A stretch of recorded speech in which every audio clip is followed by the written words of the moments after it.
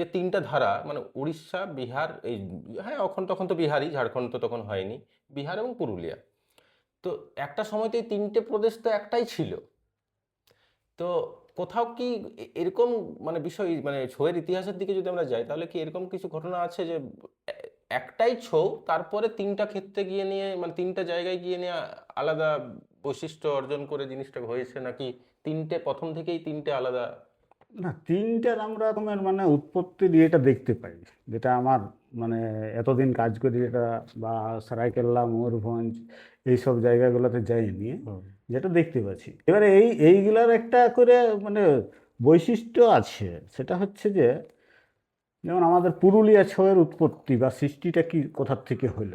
পুরুলিয়া ছৌয়ের সৃষ্টিটা যেটা আমাদের গবেষকরাও মনে করেন অধিকাংশ, আর হচ্ছে আমাদের যারা নাচের লোক, বিশিষ্ট যারা গুরু, যেমন ধরো যে দুর্গা মাহাতোই বলুন, বা আমাদের হেমসিং মাহাতো, বা এই যে যারা আছেন এখন ভগবান দাস কুমার, যারা জীবিত আছেন তাদের কথাই বলছি আমি, ভগবান দাস, বিনাধর কুমার, বা এই আমাদের কি বলে ভুবন কুমার, যাদের বিভিন্ন লোকের সাথে আমি কথা বলি, যেটা বুঝতে পেরেছি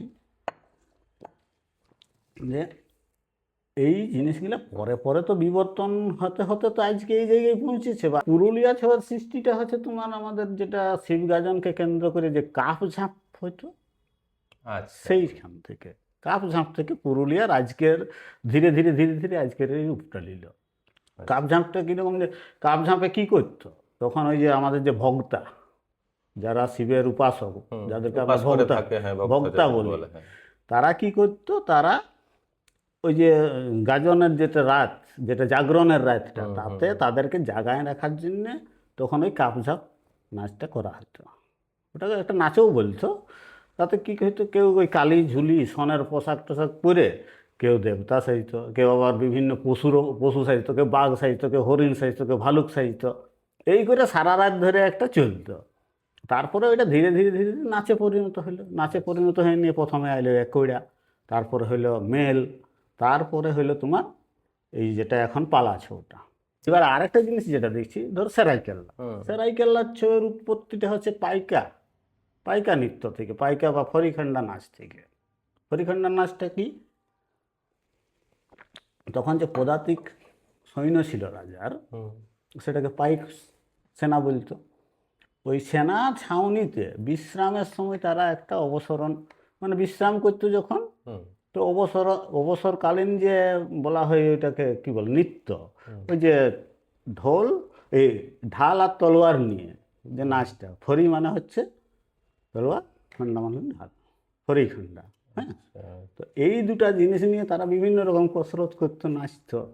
সেইটা ধীরে ধীরে সেনা ছাউনির থেকে রাজবাড়িতে এলো, রাজবাড়িতে ওইটা প্রদর্শন হতে শুরু করলো। তারপরে সেখানে ধরো যে নিয়ে ওইটাতে রাজারাই এন্ট্রি নিল, রাজারা নিজেরাই নাচতে শুরু করলো। যেমন কুমার বিজয় প্রতাপ সিংকে বলা হয় সরাইকেল্লা ছৌয়ের পায়োনিয়ার। উনি পড়াশোনা করতে গেলেন বাইরে, বাইরে পড়াশোনা করে তিনি ওই কলকাতার বিভিন্ন ইয়াতে পড়াশোনা করলেন, করে নিয়ে ওইখানে ক্লাসিক্যাল নাচ দেখলেন, ক্লাসিক্যাল ফর্মটাকে বিভিন্ন কিছুটা মিক্স ক্লাসিক্যাল করে গুরুদেরকে নিয়ে আনলেন রাজা ঘরে, রাজা ঘরে আইনে নিয়ে সেইখানে তারা ওই ক্লাসিক্যালের সাথে জুড়লো, আচ্ছা, জুড়ে নিয়ে সেখানে সেতার পর্যন্ত বাজিয়েছে, ডুগিতাওলা, সেতার, বিভিন্ন ওস্তাদরা আসছেন, বাঁশির হাই বড় বড় ওস্তাদ আসতো ওইখানে, নিয়ে প্র্যাকটিস হতো। 1937 সালে প্রথম সারাইকেল্লার ছৌ বিদেশ পাড়ি দেয়, লন্ডনে গেছে, সেটা জল জাহাজে করে। ঠিক আছে। আবার ময়ূরভঞ্জ ছৌয়ের ইতিহাসটা আবার অন্যরকম, যে এই যে সেরাইকেল্লাতে যখন ছৌ শুরু হইল, তখন এই ময়ূরভঞ্জের ভঞ্জ রাজারা সেরাইকেল্লার থেকে দুইজন গুরু, তৎকালীন গুরু, একটা হচ্ছে উপেন্দ্র বিশওয়াল এবং বনমালী দাস, ইনারা গেলেন ময়ূরভঞ্জে।